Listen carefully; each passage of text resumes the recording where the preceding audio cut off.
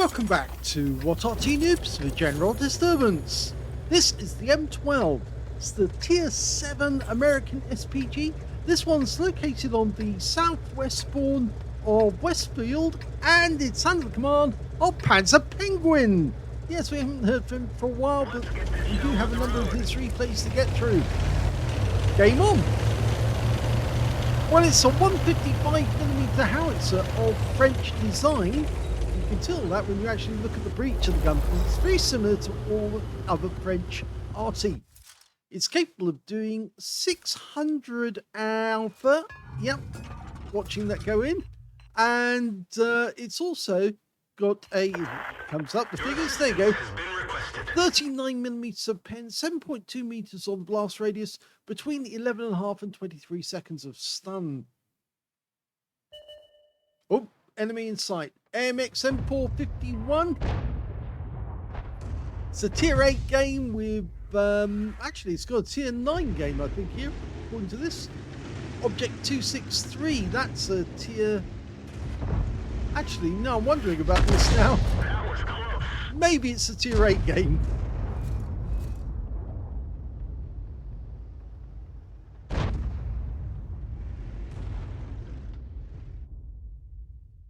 The Striv K, of course, is a tier 8. So is the Skoda T56. Rounds out. That's a direct hit.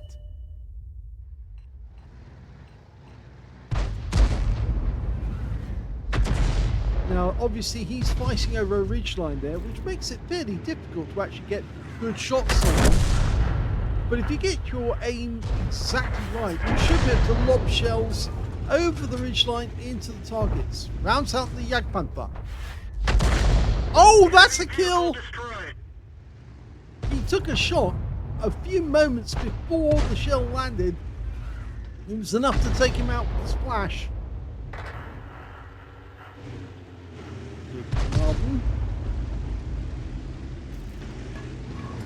Oh, that looks a juicy target. Rounds out.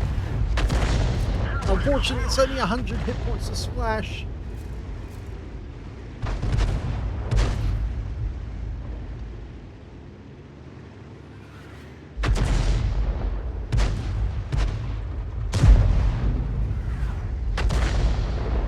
Standard reload for this Arty is 28.56 seconds. You can't see the reload, unfortunately. That fault in the mods is still there. It's not showing the Damocles at all, which it should be, because we did select the Damocles mod, but it's just not coming up. And therefore, we can't tell you exactly when the reload time is for this particular player. What we can tell you is he's got the concentration skills working, and he gets another splash for 225 on the Carnarvon.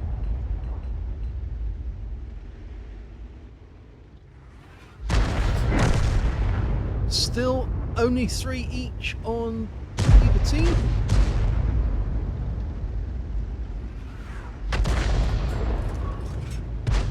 Rounds out. Good direct hit there, 277, and he got some assists, and he's got enough now to get the communications expert working. I'm not sure he's actually got that skill yet though. Oh yes, he has now. Definitely got it up now because it's just popped up. He's earned enough assistance for it to come into effect. Oh, it's such a pity that that wasn't a kill shot. He's just 9 hit points short of getting it, but he got the stun assist anyway.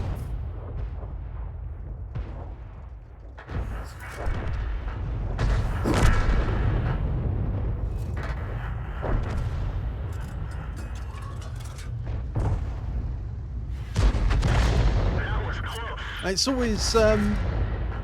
always seemed to me that the M12 actually should have more shells per the vehicle. Only has 20 rounds in the actual game. And the thing is that the M12 did actually carry a whole load of other shells in what's called an M30, which is basically the same carrier that without the gun, without the howitzer. In fact, actually, it's not a howitzer, it is gun, a French gun.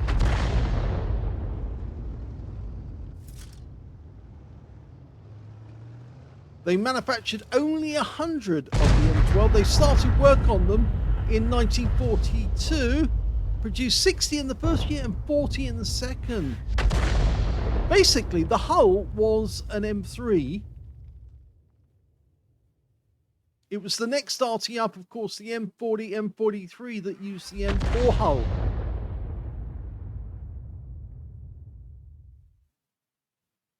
Just waiting for the reload to come through. That Leopard prototype, he's still hiding behind those bushes, but now he's taking fire, and he's in a very bad way.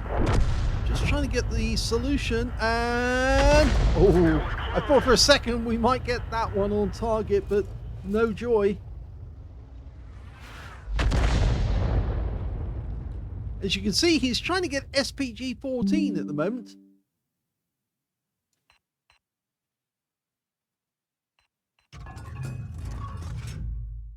Okay, he's reloaded.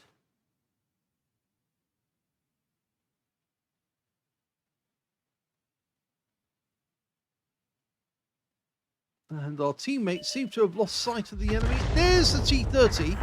Oh, he goes down very quickly to the G-Saw. But here we've got a Skoda T-17 coming in very close. Rounds out. Direct hit and kill. That was very good indeed. Good reaction. It was a bit of a snapshot, but it worked perfectly.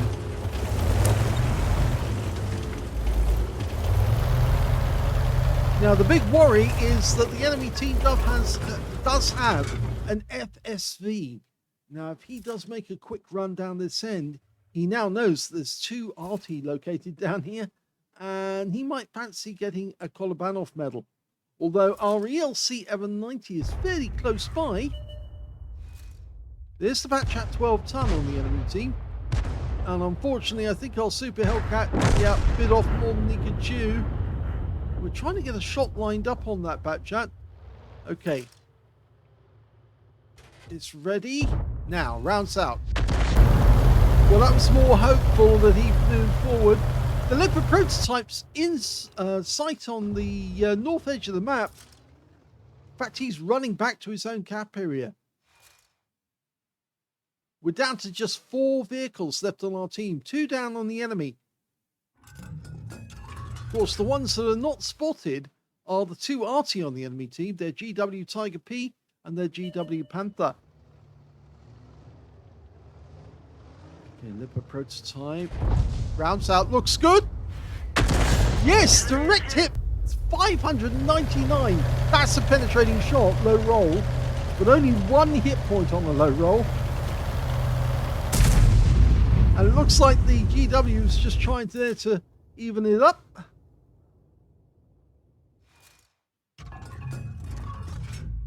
Let's see what we can do next. We're hoping the G-Saw is going to spot for us. The Batchat's actually come all the way up near the ELC and he takes care of him.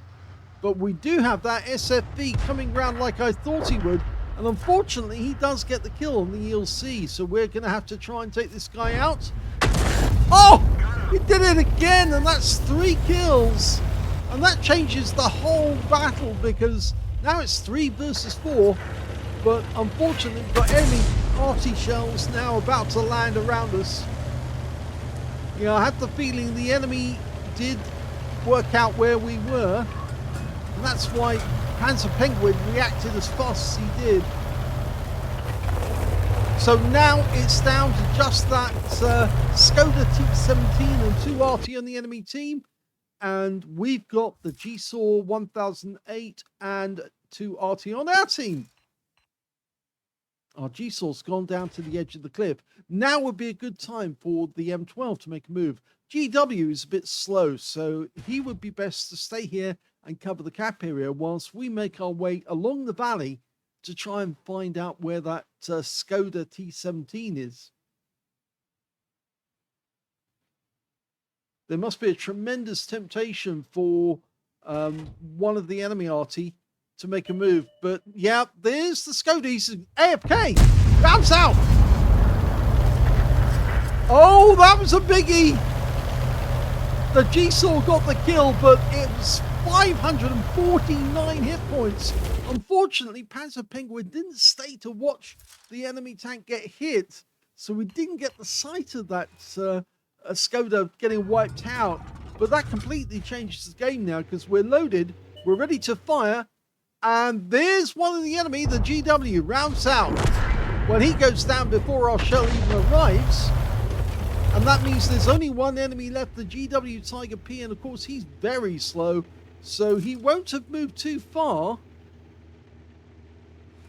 Even if he has headed south, he's not going to be very far. In fact, the GW Tiger P on our team is actually the one who's moving towards the southeast corner of the map, with the G-Saw coming in behind him. And in fact, there's the GW, and he's very close to us. I'm surprised. He must have been moving from the moment we went down to 3. The GW tries a shotgun from our team, rounds out, we splash him for the rest. And our GW Tiger does take a hit, but I think that will be the last hit he takes, because from now on, we have got a solution. And we're going to be reloaded. The guy's crawling towards our GW for the shotgun, but he won't get it. And that's the G-Saw getting the kill to win the game.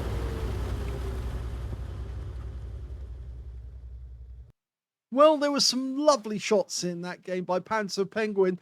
That was an ace tanker game in the M12. He managed to get a bruiser medal for getting at least 5 critical hits. In fact, he got 16. A gauze medal for doing more damage, exceeding 8 times the hit points of his own vehicle. And a Confederate as well for hitting more of the enemy than anyone else on his team. At least 6 tanks subsequently taken out by other teammates. And the win rate from the game was 6,034, which is Super Unicum standard. Let's have a look at team score. He didn't get the highest damage in the game. The Object 432 managed to get a high caliber and 4,301 hit points of damage. Second highest was the T30 on the enemy team with 3,120, so it must have been a tier 9 game after all. And in third place, it was, yes, panzerpenguin with 3,002 hit points of damage in third. When it came to kills, we can see the top scorer was the G-Saw, who managed 5 kills, one short of getting a Top Gun. Second highest was panzerpenguin, he got 3, and the T30 also got 3 in the game. And then 2 kills went to the Strip K on our team, the GW Tiger P, the GW Panther, and the Batchat 12 ton. So both Artys on the enemy team were quite good players. When it came to base XP, it's panzerpenguin. He got 1,186. And I think that's down to the fact that obviously he was a tier 7 in a tier 9 game, so he was earning extra XP with every shot he did on a higher tier opponent.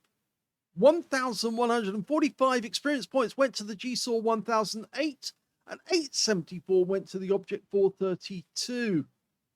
So the G-Saw got the Pascucci's because he killed both enemy Artys, and the Object 430, again, the high caliber, no medals for the enemy team at all.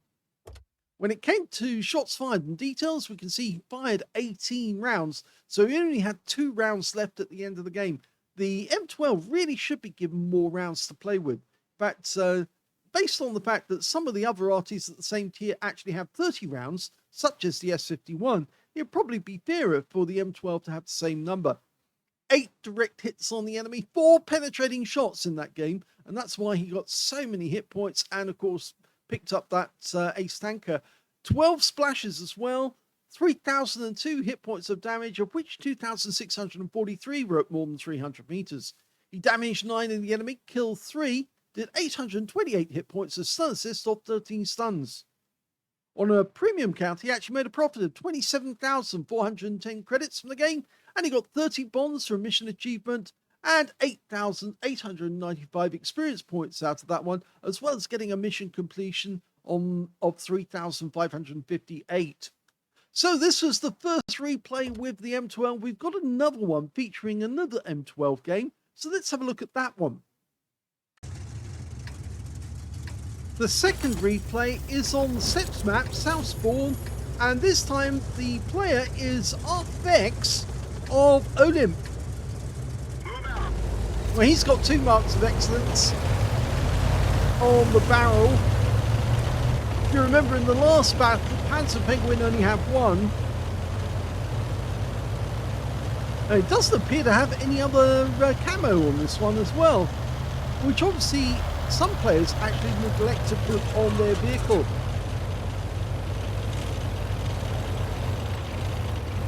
Okay, it's a good position. That will work. Looks like it's going to support the east side first. Let's see what happens. Okay, this is definitely a tier 9 game with tier 7 tanks. Skoda T17 sees our guys, backs off a little. Okay, concentration skills working. Rounds out. Good shot! That was a penetrating round for 524. Remember, 600 alpha. That was a really good shot, that one. Because he could really only see the turret as such.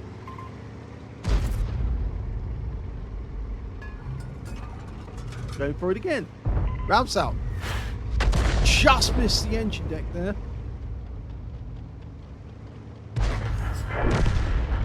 Well, the Skoda T17 is now back in the garage, and the A base one's about to get mugged by 2 tanks at the same time. So it's probably not going to work out too well for him. We're about to fire. Rounds out. This time round we do hit him. 195. He got rid of his stun fairly quickly though. I've seen a lot of that recently. People adopting no stun situations where the moment they get stunned, they use their first aid kit to get rid of them. Okay. Bounce out.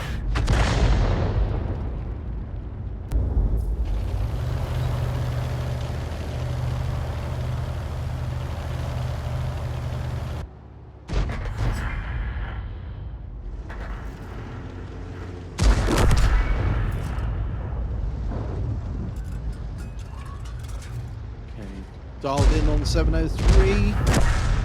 Had an opportunity there. He could have hit both, but in fact he fell short of the 752. It can sometimes be worth. If you see 2 enemy tanks together like that, one passing in front of the other, because if you fire the shell in, if you miss one, you'll hit the other, and vice versa. Rounds out. Looks good. Does get a hit this time.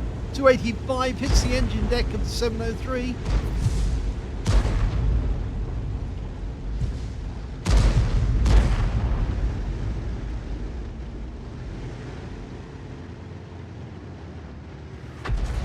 Almost ready to shoot again. Rounds up. Another nice hit. 157. Didn't look as if it was going to be a hit, but it actually touched the turret. You see there's a big yellow stain on the turret there. And we're getting loads of stun assists, so now we've got the concentration expert, or communications expert, working. And that means that we get 2.5% increase in our crew skills. Bounce out. Well, it stunned the A44, but unfortunately it looks like the TS5 got disabled, and well, he's going to have to turn around and might have to back up against the wall. It's the 752 that's in trouble, because look at that horde of guys coming around to help the TS5. Rounds out. Another hit. Unfortunately, that actually was too close to RA phase 1 and the TS5 at the same time, so we might not be getting a high caliber even if we do get the highest damage in the game. Over on the other side of the battlefield, it's also going well, because we've reached the northeast corner of the map, and we're about to lay a shell down on a Super Hellcat who backs up into it and gets a splash for 256. The Reveler Rese's about to go. Yep, he's gone. He's popped. Super Hellcat will be next. He's going to turn left and try and get behind that ramp or that little hill. Yep, he's definitely gone around the corner. He didn't turn left, he actually went right. I think he's chasing one of our guys, but it won't be successful, unfortunately. Rounds out in the AMX 1390. Oh, we got stun on him. But the enemy Super Hellcat has gone down. In fact, now we're driving to get close to the enemy because we're 4 up on the enemy. Our team are flooding into the enemy camp area. Oh, and that the AMX 1390 made a huge mistake there. He drove into one of our guys, and that stopped him. And now the Selma unloaded into him, and our shell hit him in the rear just as he retreated. So that's the first kill for ArthVex, but he's had significant effect upon the battle, huge amount of damage. Okay, who's next? There's the S51, the enemy Arty, their only Arty in the game, and he's just choosing to hit that spot there. That's a kill. So second kill for ArthVex. Just under 2,500 hit points of damage. He has got blind hits as well.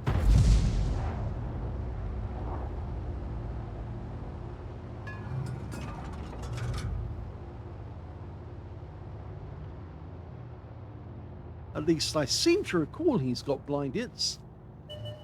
Oh, there he is. 704. Critical hit. Oh dear. Screen not penetrated. And you get the dong sound from hitting a target, not actually doing anything. Very disappointing, because even a shell coming in at that speed would do damage. Even if it didn't impact, it didn't explode. That was close. It'd create one hell of a dent on the side of the vehicle. Okay, the 704 is in an impossible situation.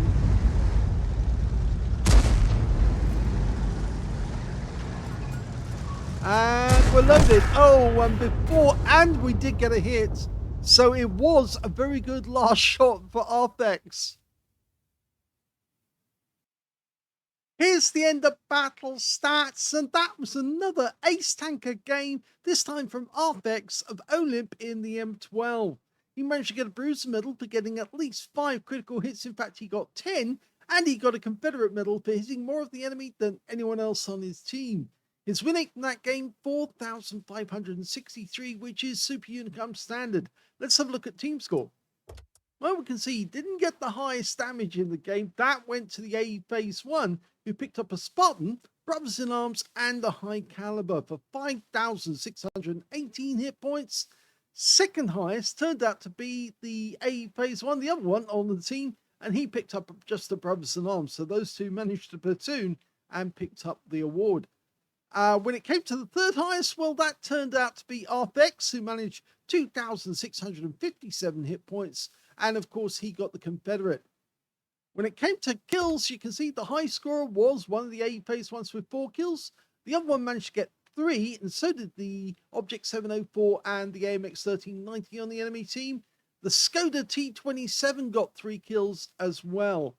And in third place, we can say, yes, ArthVex got 2 kills, and so did the Object 752 on the enemy team. But when it came to base XP, one of the A Phase ones got 1,350, the high scorer, and then the second place was ArthVex with 1,184, and that's because he was tier 7 in a tier 9 game, and he was getting serious damage against tier 9 opponents. Third place goes to the A Phase 1 with only 935, so only 2 players managed to get over 1,000 base, and ArthVex was one of them. He fired 16 rounds, so he had 4 spare at the end of the game, and I do reiterate to Wargaming, you ought to increase the number of shells in some of these vehicles. They would carry more because they actually did have support vehicles which actually carried munitions for them. 8 direct hits on the enemy, 2 penetrating shots, and 14 splash. 2,657 hit points, all of it at more than 300 meters. Damaged 10 of the enemy, killed 2, and did 2,015 hit points of stun assist off 12 stuns, and that's where I think he managed to get the ace tanker, because that's combined damage of 4,500, or in fact closer to 5,000 hit points of damage overall. When it came to the credits, we actually earned a profit there on a free-to-play account of 38,410 credits, and he also picked up 7,104 experience points out of it, after getting 4,736 for a mission completion. So yes, very, very nice. This was an ace on the M12. It doesn't appear to have been his first ace, even though he says ace in the M12. Pretty sure he has had them before because there's no scrolls underneath, and there would be scrolls if it was his first one, but it was a very creditable one. And of course, the same was true for panzerpenguin in his M12 because they both got really good hits and they were getting penetrating shots. I think we can see that on some of these targets. We see which ones he actually penetrated. The Skoda T17s appear to be fairly easy to pen. He got a penetration for 549 off that one. The other one was the SFV. Of course, that guy was towards the end of the game. He made an end run at us, and of course, Mecha Shell coming in the opposite direction. And the Leopard was one of the penetrators. The Leopard prototype. He managed to get one into him for 651, and the other Skoda got penetrated as well. That's panzerpenguin. But of course, when we look at the ArthVex, he didn't get quite as many penetrations. But yes, there again, Skoda T17. So it seems that the Skodas are very good targets if you want to pen them. The other one he penetrated wasn't the S51. In fact, looking at this list, it was the AMX 1390. Yes, he was running away when the shell came in, hit him on the rear of the vehicle, which of course the engine deck's actually up the front. But yes, she caught him on the rear of the vehicle and it went straight through for 532. So excellent games, both by ArthVex of OLIMP and of course by panzerpenguin. Hope you enjoyed them. If you did, please give this video a like, do subscribe to our channel, leave a little comment down below because it feeds the algorithm. And thank you for watching.